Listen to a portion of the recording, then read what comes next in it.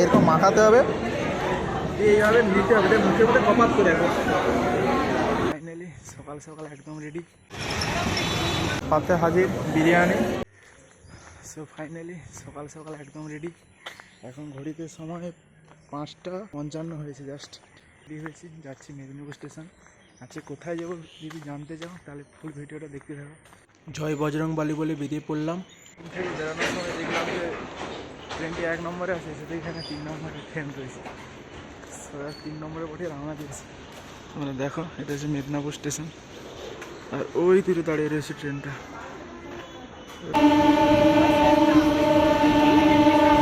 আজ শনিবার ছিল, জাস্ট ভিড়টা দেখো ট্রেনে, একদম ঠাসাঠাসি লোকজন শুরু। আর এই দেখো হাওড়া স্টেশনের ভিড়।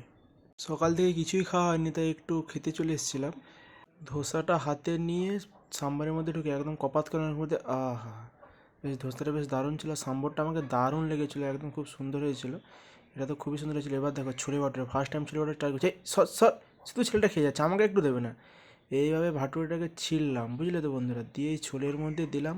কয়েকটা তো ছোলে উঠলো, দিয়ে একদম কপাত করে মুখের মধ্যে।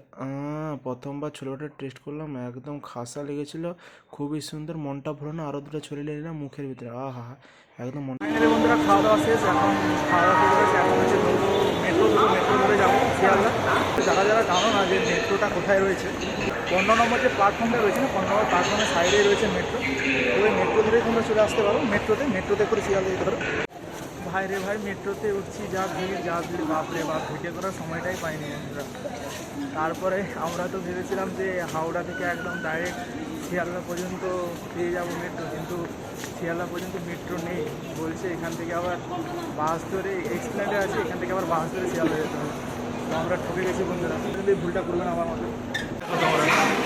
মেট্রোতে এরকম ভিড় হচ্ছে আজকে। বাসে তো বসে গেছি, বাসে করে চলে যাবো শিয়ালদা থেকে পরবর্তী যাওয়ার জন্য ট্রেন ধরবো। শিয়ালদা থেকে এসছি হচ্ছে ব্যারাকপুর। এবার ব্যারাকপুর এসছি মানে তোমরা উঠতে গেছে কেন এসছি ব্যারাকপুর আসার কারণ নাই, প্রচুর দিন এসে গেছি দাদা বলতে, ওই জন্য থাকতে না করে ব্যারাকপুর চলে এসেছি।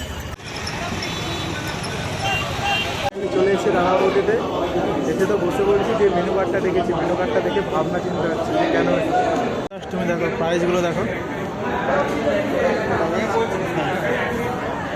জাস্ট প্রাইস রেটগুলো জাস্ট দেখো। ভাবছি যে কেন এসছি, এখনও তো বিরিয়ানি সেকশনটা আসেনি। এই দেখো biryani section, mutton biryani, chicken biryani, আলু বিরিয়ানি, স্পেশাল মটন হলে special chicken biryani, extra mutton আর এক্সট্রা চিকেনের জন্য দেখো। এই দেখো,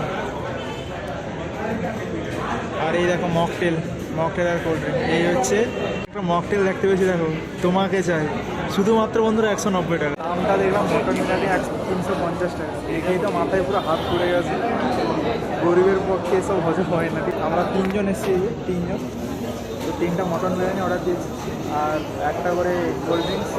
পাতে হাজির বিরিয়ানি, আর সঙ্গে একটা জলের বোতল দিয়েছে, আর এখানে স্যালাড দিয়েছে, আর কলা পাতাতে সার্ভ করেছে। এই হচ্ছে বিরিয়ানি, গরম রয়েছে, আর বিরিয়ানিটা অয়েলি ভাব রয়েছে, একটু বেশ সুন্দর ঘিয়ের একটু স্মেল বেরোচ্ছে সাথে।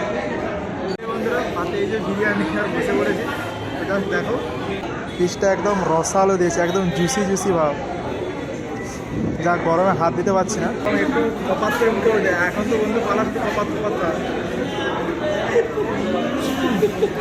সুন্দর বন্ধুরা, একদম মানে এসে বন্ধুরা কপাত শুরু খেতে হবে। একটা দেবে এরকম মাখাতে হবে, এইভাবে নিতে হবে, এটা মুখে মুখে কপাত করে এখন।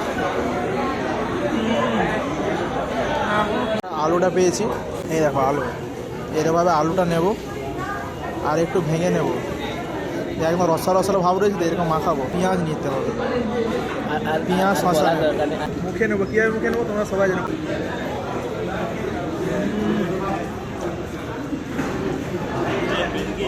একটু লঙ্কা, মশলা কোল্ড ড্রিঙ্ক চলে এসছে। এই যে নিয়ে গেছে মশলা কোল্ড ড্রিঙ্ক,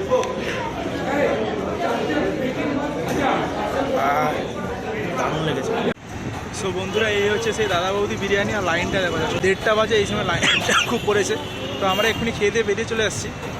যারা প্রথমবার ব্যারাকপুর আসবে তারা হয়তো জানবে না যে ব্যারাকপুর দাদা বৌদির আসল যে আউটলেটটা কোথায় রয়েছে। তো আমরাও প্রথমে খুঁজে পাচ্ছিলাম না। তো তোমরা যখন স্টেশন থেকে বাইরে বেরোবে দেখবে একটা রাস্তা বাম দিকে চলে গেছে। বাম দিকেরটা যে দেখতেই পাবে, স্টেশন থেকে বেরিয়ে দেখতে পাবে লেখা আছে দাদা বৌদি রেস্টুরেন্ট, দাদা বৌদি হোটেল। তো ওটাতে যাওয়ার কোনো দরকার নেই। তোমরা ডান দিকে যে রাস্তাটা চলে গেছে ওটাতে একটু এগিয়ে গেলে দেখতে পাবে মেন দাদা বৌদির যে আউটলেটটা ওখানেই রয়েছে। তো ফাইনালি ব্যারাকপুর থেকে বাড়িতে চলে এসেছি। এইবার হচ্ছে সেখানে ফুড রিভিউটা দিতে পারিনি, বাড়িতে এসে এখন ফুড রিভিউ দেওয়ার পালা। এখন ভাই তো সাথে গেছে, আমি ভাইকে প্রথম জিজ্ঞেস করবো যে কেমন লেগেছে ব্যারাকপুর দাদা বৌদির বিরিয়ানি। বলতে গেলে একেবারে মখমখে, বলে রসালো, খুব সুন্দর ছিল। আমার খেয়ে পুরো পুনি সুপারস্টারের মধ্যে চিৎকার করতে ইচ্ছা করছিল। থ্যাংক ইউ, লাইক করো, শেয়ার করো, ফলো করো এই চ্যানেলটাকে। ভাইয়ের মুখে রিভিউটা শুনলাম, এখন হচ্ছে আমার পার্সোনাল যেটা ওপিনিয়ন। সত্যি বলতে আমার কিন্তু বিরিয়ানিটা খুব একটা সুন্দর লাগেনি। চিকেনের মানে মটনটা যে ছিল, মটন বা চিকেন যাই বলো, ওটা ঠিকই ছিল, একটু রসালো রসালো ভাব ছিল, ঠিকই ছিল। আর বিরিয়ানিটার মধ্যে একটু রসালো রসালো ভাব ছিল।